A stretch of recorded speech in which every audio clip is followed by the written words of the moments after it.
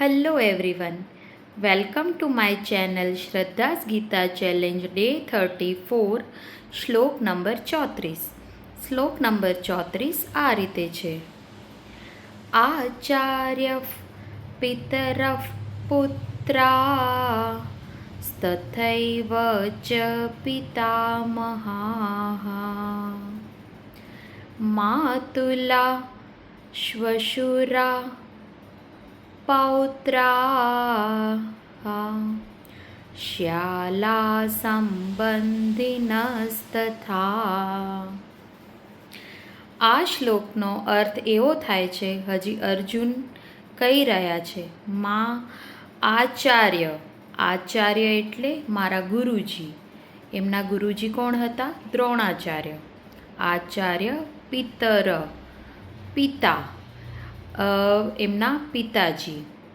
બરાબર છે. આચાર્યમાં સોમદત્ત કૃપાચાર્ય અને દ્રોણાચાર્ય બંને આવે છે. બરાબર છે.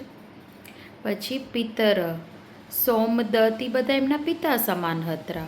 ભૂરિશ્રવાના પિતા જે સોમદત્ત છે એમના પિતા સમાન હતા. પિતર.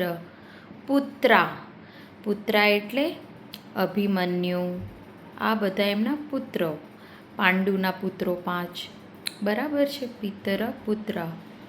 તથૈવ ચ પિતામહા, પિતામહા એટલે એમના દાદા, એ એટલે ભીષ્મ પિતામહની વાત કરી રહ્યા છે.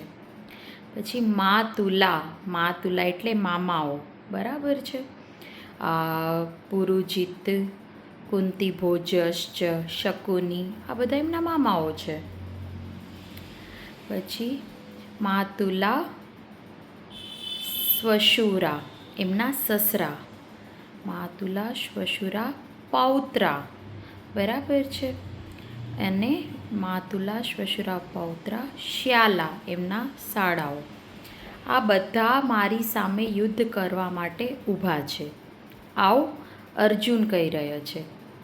એટલે અર્જુન અત્યારે એ વિચારી રહે છે કે આ મારા કેટલા પ્રિયજનો છે કે જેમના કનેથી મને પ્રેમ મળ્યો છે. ભીષ્મ પિતામહ પાસેથી એમને ખૂબ પ્રેમ મળેલો છે, એમના દાદા હતા. અને એમના ગુરુજીએ એમને જે શિક્ષા આપી છે, વિદ્યા આપી છે, આવા ગુરુજીની સામે હું કઈ રીતે શસ્ત્ર ઉપાડું? આ તો મારા બધા સંબંધીઓ છે, એની સામે હું કઈ રીતે શસ્ત્ર ઉપાડું? આવું અત્યારે વિચાર કરી રહ્યો છે. એ એટલો બધો લૌકિક સંબંધમાં ગૂંચવાઈ ગયો છે કે એને અત્યારે કંઈ જ સમજ નથી આવી રહ્યું. બરાબર છે. એટલે અત્યારે એની એ જ પરિસ્થિતિ છે કે અત્યારે લૌકિક ધર્મ અને ઉચ્ચ ધર્મની વચ્ચે અટવાયેલો છે. લૌકિક ધર્મ એટલે અત્યારે એના સંબંધીઓ, અને ઉચ્ચ ધર્મ એટલે ન્યાય અને કર્તવ્યનો. એટલે એ બંને વચ્ચે અત્યારે ગળમથલમાં ગૂંચવાયેલો દેખાઈ રહ્યો છે આ શ્લોકમાં. બરાબર છે. પછી આપણે અત્યારે જોઈએ ને તો કુરુક્ષેત્રનું જે આ સંઘર્ષ છે, કુરુક્ષેત્રના મેદાનમાં જોવા મળે છે ને, એ આપણા જીવનમાં પણ આ સંઘર્ષ હોય જ છે. કઈ રીતે? કુરુક્ષેત્રનું મેદાન જે છે ને એ આપણું મન છે. બરાબર છે. પછી આ યુદ્ધ લડવાવાળા કૌરવો છે, એ આપણી અંદર રહેલી વાસનાઓ, આસક્તિઓ, પછી મારા અવગુણો, આ બધા મારી અંદર રહેલી વાસનાઓ, મોહ, આ બધા મારા કૌરવો છે, મારી મનની અંદર છુપાયેલા. બરાબર છે. અને આપણા પ્રિયજનો આપણે કહી શકાય, આપણા પ્રિયજનોને સંબંધીઓ છે. એટલે જ્યારે પણ આપણે સન્માર્ગે કે ધર્મના માર્ગે આગળ વધીએ ને, ત્યારે આ બધા આસક્તિ, અહંકાર, જે બધા દુર્ગુણો છે ને, એ આપણે છોડી નથી શકતા હોતા. આપણને એ છોડવા ગમતા નથી, કેમ કે ધર્મના માર્ગે ચાલવીએ ને ત્યારે આપણને આ બધું છોડવું પડે. પણ ત્યારે આપણાથી આપણા આસક્તિ છૂટતી નથી, આપણો અહંકાર છૂટતો નથી. સેમ અર્જુનથી અત્યારે એના સંબંધી નથી છૂટી રહ્યા, એવી રીતે આપણાથી પણ આ વસ્તુ છૂટતી નથી. બરાબર છે.